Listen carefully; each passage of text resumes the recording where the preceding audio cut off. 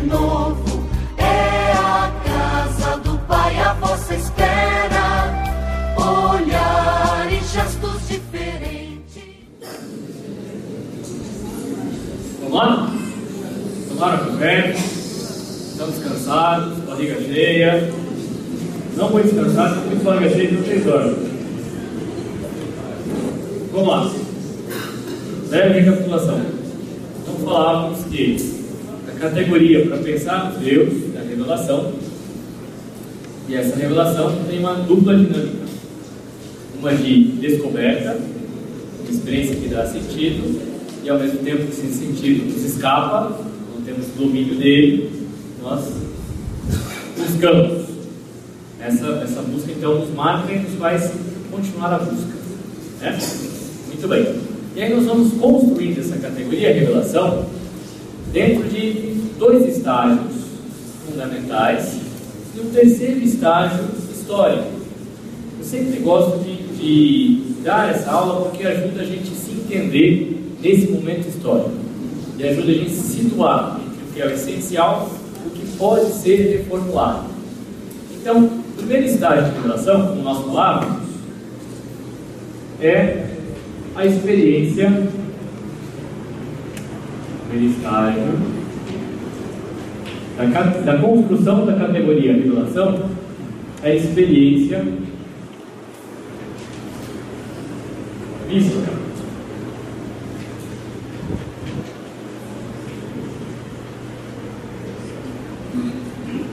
A experiência religiosa em si. O segundo estágio diz respeito, então, a um modo de conduzir as pessoas a fazerem a experiência que esse místico fez.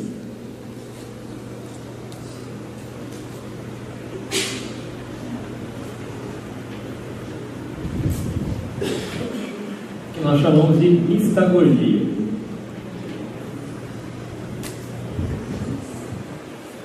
Mistagogia. Pedagogia, conduzir as crianças ao conhecimento. Mistagogia, conduzir a experiência. Mistagogia.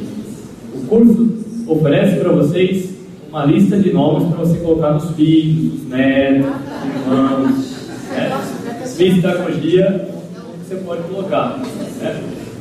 Vocês vão gostar, você pode colocar. Não cobra nada, o curso está incluso, tá? Está incluso, exatamente. Muito bem, o que é a mistagogia então?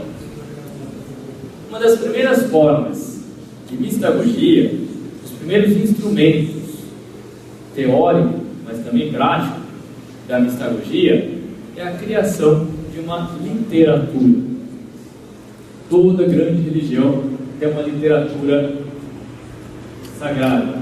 Aliás, a nossa ideia de literatura é tributária das grandes religiões. O que a gente aprende com a literatura? O que a gente aprende com a literatura?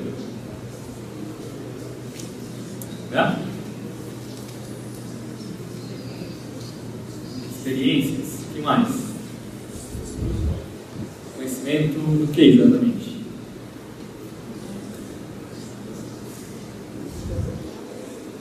Os fatos. Uma narrativa, né? Se fosse um historiador, falaria dos fatos, das correlações. Mas a narrativa, ela tem algo a mais do que simplesmente falar dos fatos. Nós não procuramos entender a literatura, esse é o papel do crítico literário. Nós procuramos se entender diante da literatura. Ela é o espelho da alma.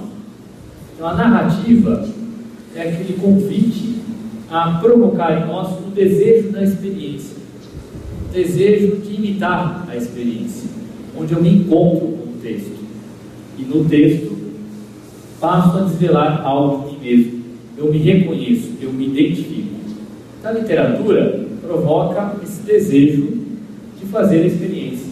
É o primeiro recurso mistagógico e o mais caro às religiões, que é a literatura sagrada. Veja, não é uma explicação. A literatura não explica nada. A literatura narra. Ela se apresenta e ao se apresentar, provoca a descoberta de si, se identifica com aquilo.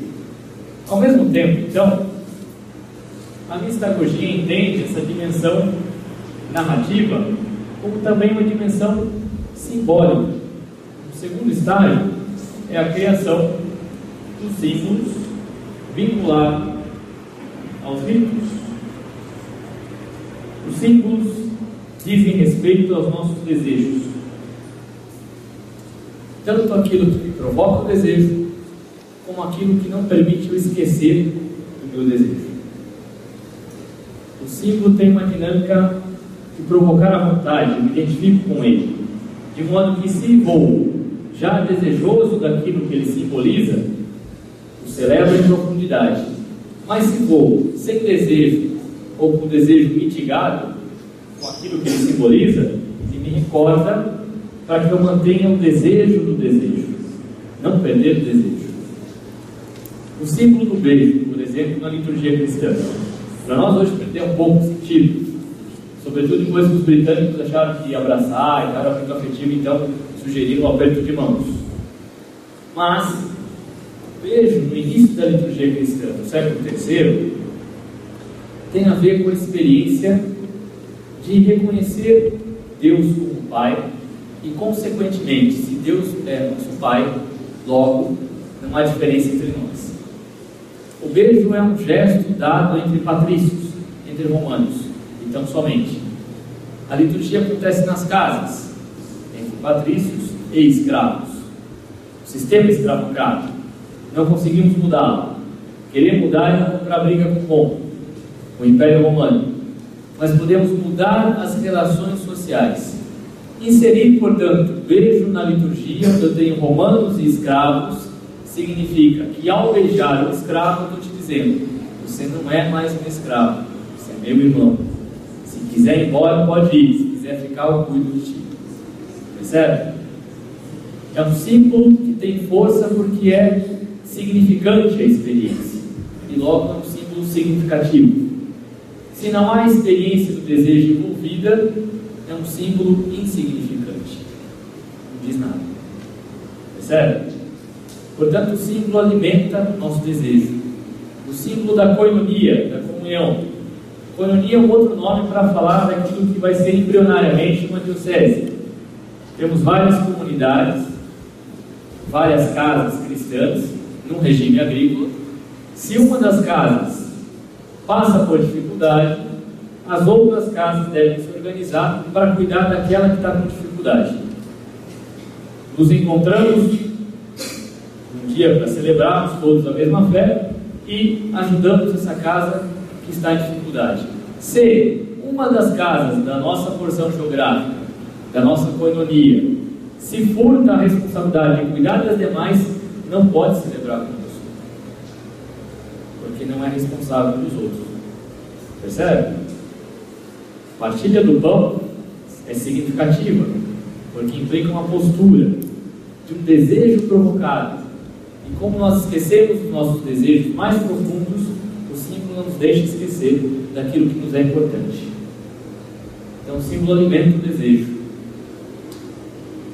Quando nós caímos no ritualismo, é preciso recuperar a poesia do símbolo, para nos provocar o desejo.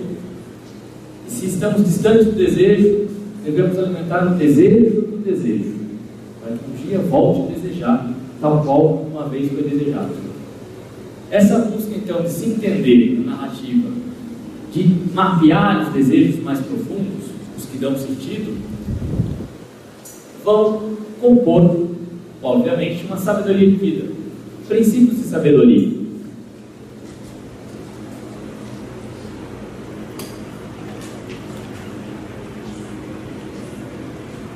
Que permeiam o dia a dia, das coisas mais simples, não fazer com o outro o que você não quer que faça consigo, até princípios mais complexos, como a koinonia, que implica uma solidariedade, inclusive institucional.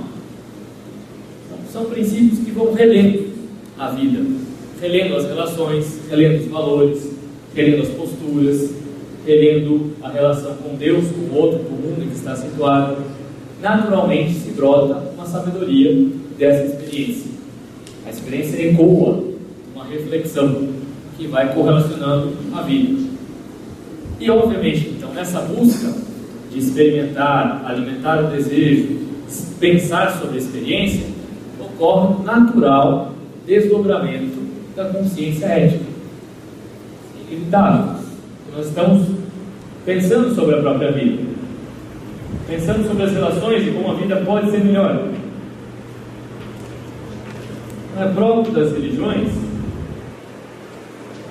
o desdobramento de uma consciência ética, desdobramento de situar-se no mundo a partir de posturas valorativas, a partir de uma consciência que revê e repensa as atitudes. Portanto, nós chamamos de religiões axiais, aquelas religiões que tratam de questões profundamente humanas. E porque tratam de questões profundamente humanas, é que elas percorrem os séculos, dizem respeito ao ser humano. Enquanto há ser humano, existem religiões axiais, religiões que falam de algo que ajuda o ser humano a ser melhor, mais humano. A religião do mundo antigo, ela é aceita na medida em que se percebe que ela ajuda o ser humano a ser melhor, mais humano. Mas há um problema de ordem histórica. Não exatamente está na natureza da categoria revelação, mas diz respeito às consequências históricas de uma experiência que ganha muita capilaridade, que atinge, sobretudo no Ocidente, o cristianismo atinge as camadas escravas, portanto ela atinge a base do império. E aí há um terceiro estágio, e isso nos ajuda a nos entender. O terceiro estágio da consciência revelacional, que está situado dentro do que nós chamamos da criação das teocracias. Vou fazer uma setinha aqui em cima. Teocracia é um regime político que coopta determinada religião e passa a partir de então usar tal religião como fundamento das suas posturas políticas. Não se trata exatamente de que a religião ordena a sociedade, de que ela comanda, mas de que algum regime político oficializa determinada religião e, assim fazendo, ganha certa aceitação por parte da população. E aqui nós temos um problema sério. Isso acontece com todas as grandes religiões. O shintoísmo no Império Oriental, o hinduísmo na religião indiana, na organização política indiana, as religiões tribais na África, no Ocidente, com o cristianismo. Toda grande religião passa pelo problema de tornar-se, no mundo antigo, uma teocracia. Por quê? Porque enquanto ela não é uma religião oficial, ela provoca uma identificação. O sujeito faz a experiência dele, ele se identifica com as narrativas, a narrativa se ele explica, o símbolo lhe provoca, a sabedoria ajuda a viver, a consciência ética vai se pautando em valores que lhe ajudam a viver cada vez de modo mais profundo e fazendo mais sentido, de modo que ele vai se identificando e vai decidindo se por tal busca religiosa. Na medida que eu pego essa religião e oficializo o território geográfico, as pessoas não mais fazem a experiência para se tornar daquela religião. Simplesmente nascem no território, logo são daquela religião. Dispensa a busca, dispensa a descoberta, dispensa, portanto, aquilo que dava sentido nessa experiência. E dentro desse impasse, então, de ser cooptado ou não, que nem sempre é uma escolha, é uma imposição, aquilo que era o essencial da busca religiosa acaba sofrendo reducionismos de ordem prática, de modo que, se aquilo que a gente chamava de verdade essencial, como dogma, princípios de sabedoria, chamar Deus de Pai resulta em tratar o outro como irmão, é aplicável, certo? Entender Deus como Salvador significa que eu posso enfrentar a vida e as minhas contradições. Que o Espírito age significa que então ele age para além do que eu posso colaborar. Às vezes eu colaboro, às vezes não, mas ele sopra onde quer, inclusive no caos da minha história. Então, é uma Verdade essencial, mas que repercute no modo de pensar a existência concreta. Eu experiencio.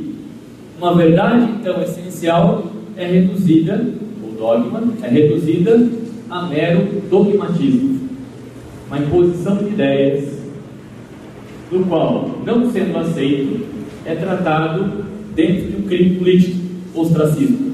Ou é morto ou é expulso. Ou se aceita como eu penso, ou não pode ficar aqui.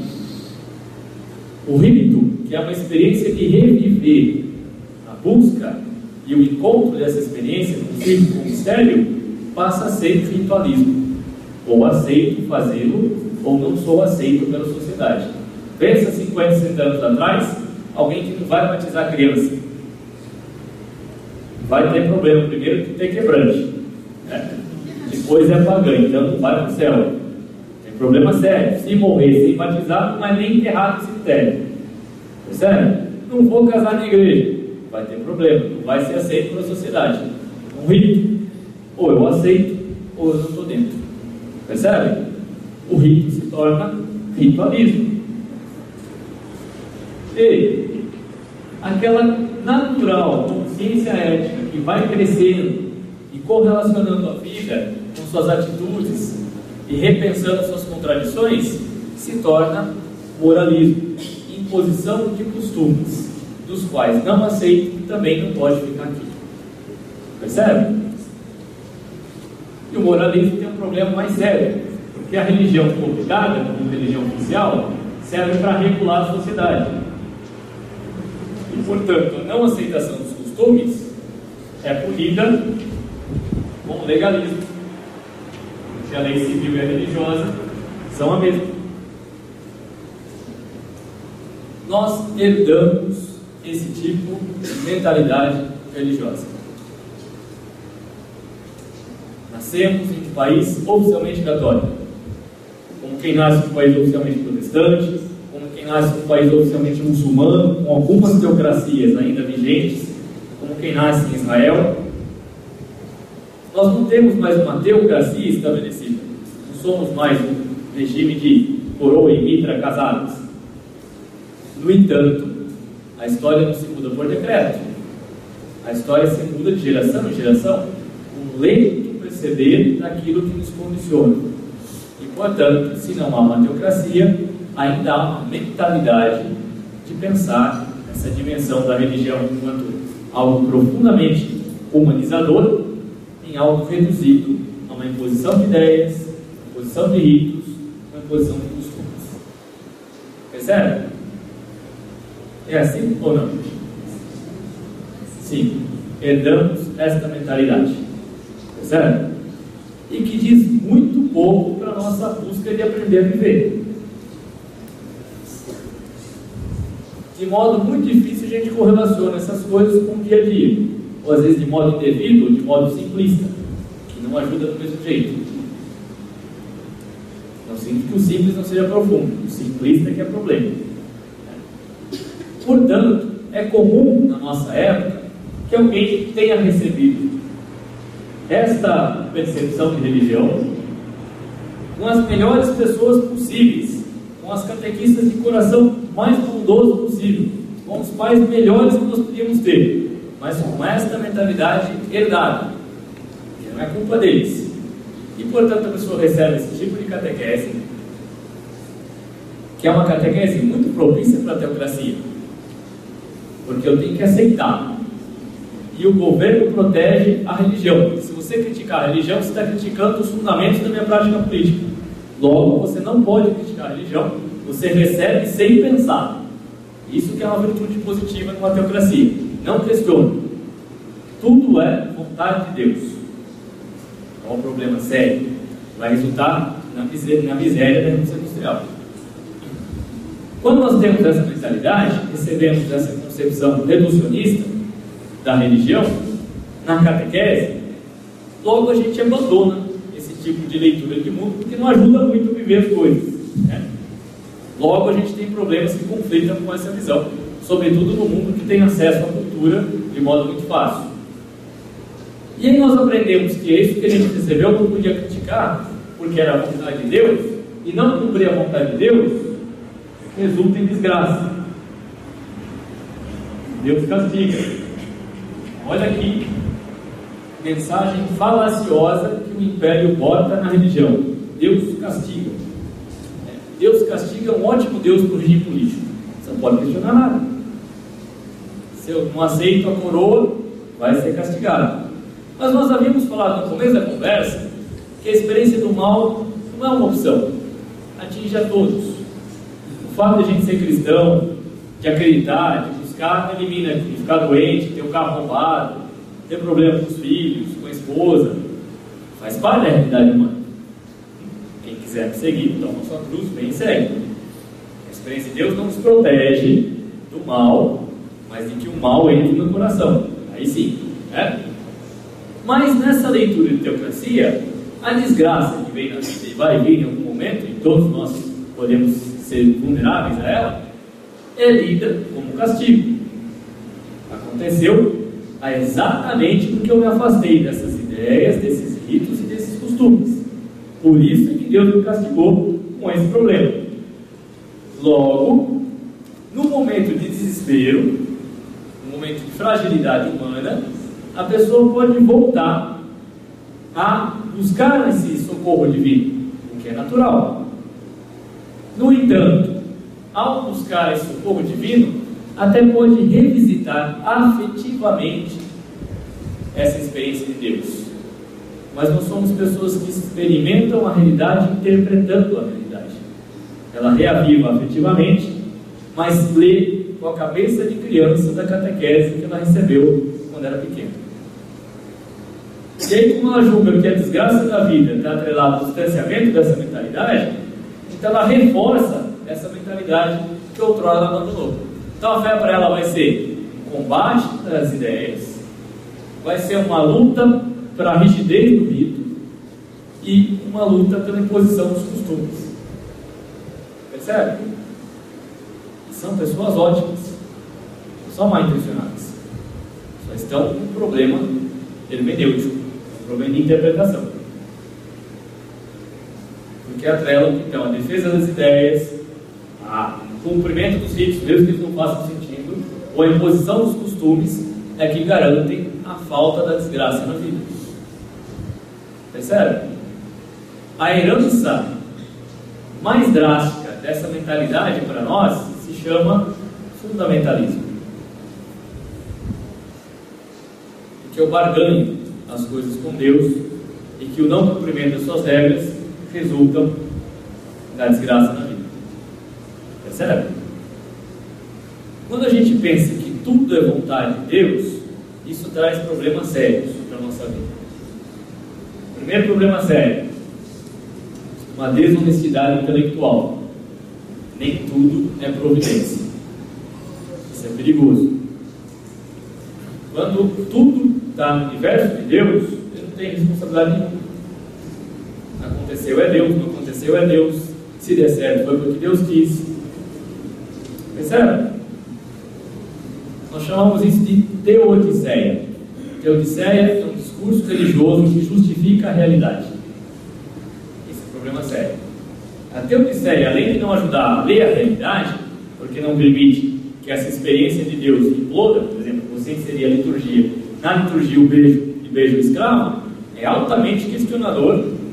Não é um questionamento tal qual uma revolução social do século XX ou XIX, mas é uma postura radical que questiona a cultura de ter escravo. Percebe? Não endossa, não justifica. Na teodiceia eu aceito com vontade de Deus.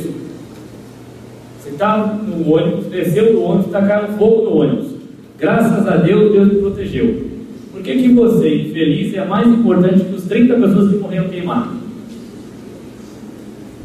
Vai jogar bola, final da cruz. Se Deus quiser, a gente vai ganhar. Por que o seu time é melhor do que o outro time? O que não sofre se vê como eleito. Lógica de Jó. E o que sofre fez alguma coisa errada. Percebe? Se a gente é eleito, a gente pode então impor nossa vontade sobre quem não é eleito. Israel sai do seu território, fica séculos sem voltar lá, os palestinos vão morar lá, quando volta a gente pode expulsar vocês porque a gente é o povo eleito. Percebe? A gente pode ter privilégio na sociedade porque nós somos os católicos e esse país é católico. Olha só. Então a teodiceia leva uma desonestidade intelectual. Ele sempre defendeu o meu lado. Depois, uma infantilidade psíquica. Eu nunca sou responsável pelas coisas. Sempre alguém é culpado, nem que seja Deus. Então acontece alguma coisa, a gente não vai rezar para escutar, para ver o que a gente tem que fazer, para ter mais serenidade, identificar os sinais que vão dizer para a gente, vamos fazer por aqui, vamos fazer por lá, nosso coração se inclina por aqui, onde eu falhei, né? Não, a gente vai rezar bastante para convencer Deus a fazer o que ele está fazendo. E leva a uma anestesia social, porque se tudo é vontade de Deus, a sociedade não é responsável sobre si mesma. Certo? Essa é a relação perigosa da religião com a política. Se elas nascem com uma relação de afinidade, que é a busca da justiça, por outro lado elas podem se perder e se desvirtuar mutuamente, exatamente na falta de compromisso com a justiça, em virtude de razões escusas, do interesse de alguém dividido com o outro lado. Percebe? E vejam, podemos ter pessoas muito sinceras na sua busca religiosa e que acreditem nessa mentalidade, que não é o essencial, e que possam reforçar uma série de posturas que gostariam de evitar. Aperta o botão vermelho sem saber o que vai acontecer. Bota a gente na bancada que faz aparecer os rinocerontes da vida que atrapalham o dia a dia do cidadão comum. Certo? Vota então no religioso para conseguir canal religioso, sem se perguntar o preço desse canal religioso. Qual o preço de ter uma televisão religiosa? Que botão vermelho eu apertei para isso? Certo? Problema? E veja, eu não sou adepto de a gente ficar perguntando quais as motivações das pessoas virem para a igreja. Talvez nem tenha gente de igreja, né? As pessoas podem ir para a igreja procurando o que quiserem, porque Deus nos conduz também em nossos desejos confusos. O sujeito entrou no seminário para jogar bola, descobriu que tinha vocação, né? Deus vai conduzindo os nossos desejos na medida em que a gente vai ajudando a discernir essas motivações. Agora, o problema é quando as pessoas entram com buscas confusas e saem com as mesmas confusões. Aí é um problema sério. Entrar tudo bem, sair com elas ou pioradas, aí nós temos um problema muito sério. Percebe? Na minha experiência de jovem, que não está muito longe, quando era um pouco mais jovem, tinha mais cabelo, digamos assim. Era uma cidadezinha do interior, próxima de Sorocaba, e nós tínhamos uma experiência muito positiva e muito negativa ao mesmo tempo. Que era um padre que, de fato, tinha uma formação diferenciada. Tinha sido aluno do Karl Rahner, teólogo conhecido, importante do Vaticano II. De fato, então, pensava as coisas de modo diferenciado. O ruim é que só ele achava que sabia fazer as coisas. Então, ele resolveu criar um grupo de jovens. Eu gosto de citar isso porque eu não tenho preconceitos com cenários eclesiais. E a gente não deve ter. Não nos ajuda, só nos atrapalha. E aí ele montou um grupo de jovens e chamou um seminarista que era da Renovação Carismática. E era uma cidade que não tinha muitos jovens para ter muita diferença de grupos. Então, o jovem que você tinha, aquilo lá que ia caber no grupo. Beleza. Então o grupo começou com um grupo da Renovação Carismática. E a gente é jovem, participa, legal, né? Depois ele se implicou com o seminarista, tirou o seminarista e botou um outro que era da Pastoral de Juventude. Naquela época, se você cruzasse na calçada, tinha que mudar de calçada para não ter briga entre um e outro. E o pobre do coitado, que era da Pastoral de Juventude, não tinha mais jovem para botar um outro grupo de jovens, né? Ele tinha que lidar com aquele pepino, que era o grupo de jovens da Renovação Carismática, que ele tinha a missão de deixar com a cara da Pastoral de Juventude. Então ele ia colocando alguns temas da Pastoral da Juventude no meio do grupo de jovens. E aí, por fim, o padre fez o pior erro da vida dele. Ele tirou o seminarista da pastoral de juventude, porque ele se aplicava com todo mundo, e botou o seminarista dos populares. E aí foi o pior erro, porque o carisma dos populares reforçou os outros dois. Primeiro, a gente tinha que fazer uma experiência de Deus. Ser cristão implicava encontrar o amor de Deus. Bacana. Ser cristão implicava fazer opção pelos pobres. Bacana. E aí, com os populares, ser cristão significava manter unidade com a igreja. Então, ele podia brigar com a gente o que fosse, ele estava decidido a manter unidade com a igreja. E esse foi o pior erro dele. Não conseguiu acabar com o grupo de jovens. E nessa experiência, então, de uma cidade pequena, que não entendia de organização de plano de pastoral, de divisão de pastorais, de fóruns pastorais, de subsede, não tinha nada disso, era só um grupo de jovens que tocavam à frente do que os outros falavam. A gente foi aprendendo que fazer a experiência de ser cristão implicava, de fato, descobrir como é que ele me ama. Então, várias vezes a gente saía de vigílias e ia para a Câmara dos Vereadores, brigar pelas condições de saúde, pelas condições de educação, para asfaltar o bairro rural, a experiência de rezar, a experiência de agir. E entendia que dentro da experiência eclesial tinha vários conflitos. Isso era próprio da experiência de ser cristão. Cada um tinha seu jeito de responder à experiência que lhe tocava. Mas na hora que tinha que juntar todo mundo para fazer valer a nossa vontade de fazer justiça, estava todo mundo junto. Não importa se a gente brincava de trocar lâmpada, ou se vestia com camiseta vermelha de alguma bandeira, ou se ia estar junto para ser cristão. Naquele momento, o importante era lutar por quem mais precisava. Entende? Eu gosto de brincar com esses caracteres, porque eu participei de todos eles. Me sinto à vontade para brincar com a realidade. Ou seja, nós perdemos a capacidade de entender que, apesar das diferenças, somos um único povo, e o que nos une é aquele que mais precisa, necessariamente. A resposta, então, que o cristianismo vai empreender, e que toca diretamente na questão política, é que é diante do sofrimento, que é a base para toda a religião estruturar sua resposta, a experiência do mal que nos assola.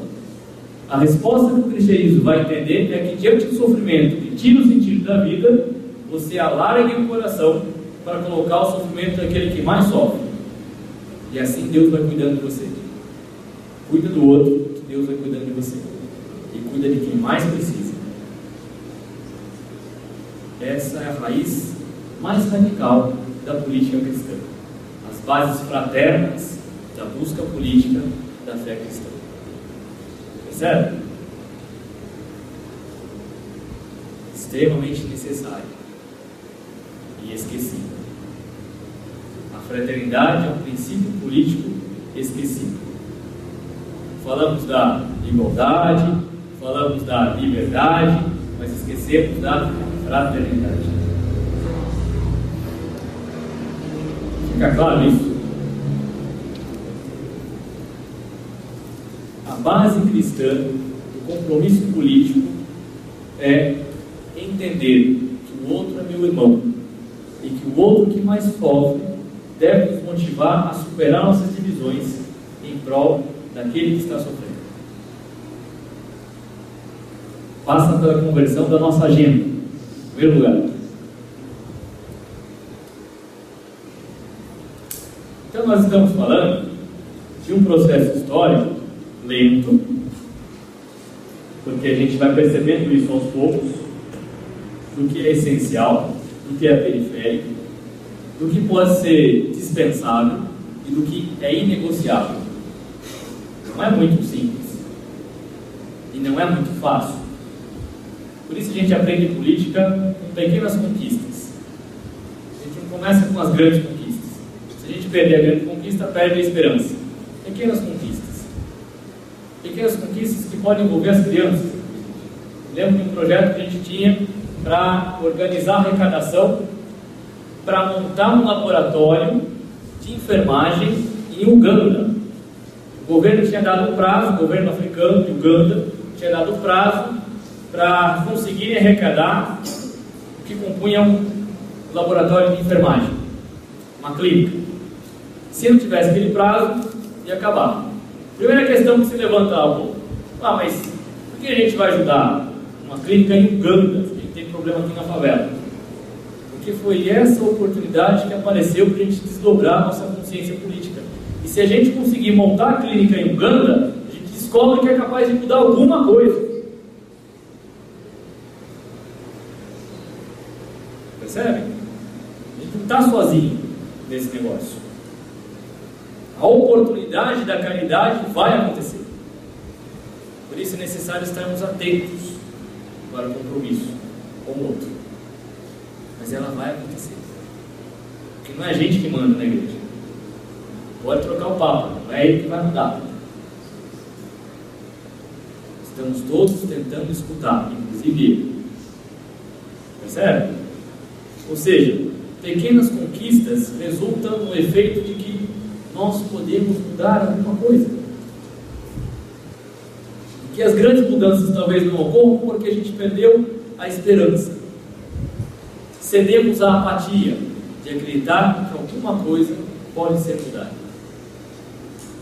Talvez outras coisas não, mas algumas sim.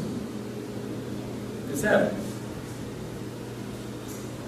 Então, pensarmos na relação fé e política, que a gente vai encerrando o encontro de hoje, para depois pensarmos como é que essas pontes vão se desenvolvendo na própria construção da fé. De modo que pensar a doutrina social da igreja não é uma questão moderna, é só uma abordagem moderna de uma questão eterna na religião, que é a justiça, e o modo como o cristianismo vê a justiça a partir do amor. Então nós estamos pensando no processo em que a experiência de Deus se revela verdadeira na medida em que ela resulta em frutos concretos. E aí então eu posso dizer, aqui está Deus. Pode ser que tenha um discurso torto de fé, pode ser que não saiba explicar questões básicas da fé, pode ser que não saiba discutir questões complexas da doutrina ou da doutrina social, mas na sua prática se manifesta alguém marcado pela sensibilidade do amor ao próximo. Aí está Deus. Como diziam os medievais, que o mais santo reze por nós e que o mais sábio nos guie. Não precisa ser a mesma pessoa. A gente aprende então a cuidar dos elementos e dos dons que a comunidade tem. Quem nos ajuda a fazer isso? Esse. Que movimento é bom para isso? Aquele. Que pastor é bom para aquilo? Esse aqui. E isso é comunidade. Jamais seremos uma comunidade de perfeitos, que não está no DNA do Evangelho. A imperfeição da comunidade é exatamente a consciência que eu preciso do outro. E não adianta eu suprir o que o outro faz melhor. Uma das questões que a gente aprendia nessa experiência de juventude, quando reunia os diversos movimentos e pastorais, era de que haviam carismas próprios daquele tipo de igreja. E que não adianta eu tentar repetir que não ia dar certo. Não tem catequese melhor que o Emaús. Pensou em catequese? Emaús. Por que eu vou inventar a moda? Movimento bom para despertar a fé nas pessoas. Inovação carismática. Experiência eclesial boa para ter consciência política. Pastoral. Então por que eu vou inventar a moda? Repetir igual. Dividir as forças. A eclesiologia de comunhão é um desafio desta geração. Não está pronta. Não está claro. Mas é uma exigência extremamente necessária, que saibamos nos separar para os nossos carismas particulares e nos reunir pela tarefa comum, da primazia da caridade. Se a caridade não nos impulsiona, longe está o nosso cristianismo. A caridade é a categoria política por excelência do cristianismo, que resulta pensar no bem comum, que resulta pensar na opção pelos pobres, que resulta pensar em atividade gratuita. Percebe? É inerente à própria experiência de cristianismo. Não é uma opção. Se eu quero essa experiência autêntica, devo me confrontar com a questão da caridade. E aí encerro com uma experiência com crianças. Santo Inácio dizia assim, que bom teólogo tem que saber falar para crianças, não tentou fazer teologia. Uma experiência de crianças em que nós estamos brincando e pensando como é que eu faço para encontrar Deus com os meus sentidos? Como é que encontro Deus com os olhos? Como é que encontro Deus com as mãos? Com o ouvido? Com o cheiro? Com o toque? E a experiência das crianças é extremamente fantástica. Uma criança dizia então: eu descobri que eu não encontro Deus quando eu bato no meu irmãozinho. A outra: eu encontro Deus quando eu escuto minha avó contar as histórias que eu já conheço. O outro: eu encontro Deus quando eu chego no abraço do meu pai. E essas experiências básicas dos sentidos estão na base da mística cristã. Quando você pergunta para o jovem o que você enxerga para encontrar Deus, você se depara com um problema básico de que nós acabamos com a educação pública e isso resultou na educação via televisão. De modo que ele não consegue ser crítico àquilo que lhe é ofertado a enxergar, a ouvir, a falar, a tocar. A educação é uma prioridade. Um povo educado conquista a sua segurança pública, conquista a sua saúde, conquista sua moradia, conquista a sua organização social. Por isso, esse tipo de atividade, de pensarmos a educação para a cidadania, está na base da transformação da realidade. Todo império tem cabeça de ouro, peito de prata, corpo de bronze, perna de ferro e pé de barro. Carne. E a base é a educação. Percebe? Portanto, é extremamente necessário uma escola para a cidadania. É extremamente necessário a capilaridade da cidadania que está antecedendo as transformações de fato. Como um dado importantíssimo. Não é um conflito social que está nos movendo, mas a reconciliação da sociedade. Porque tem a ideia da fraternidade por detrás.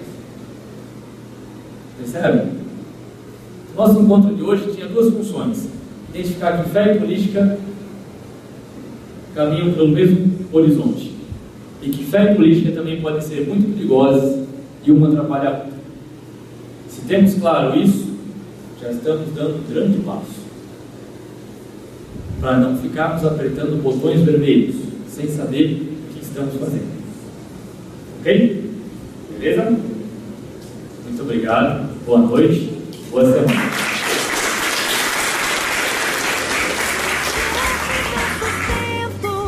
Trazei também vossa voz e todo anseio. Não quero ver-vos dispersos ao relento. Vinde e aprendei o caminho que é novo. É a casa do Pai a vossa espera. Olhar e gestos diferentes, a luz do perdão que o mal supera. E quem vivendo em espírito pobre escolhe a paz e tem sede de justiça, jamais se entregue.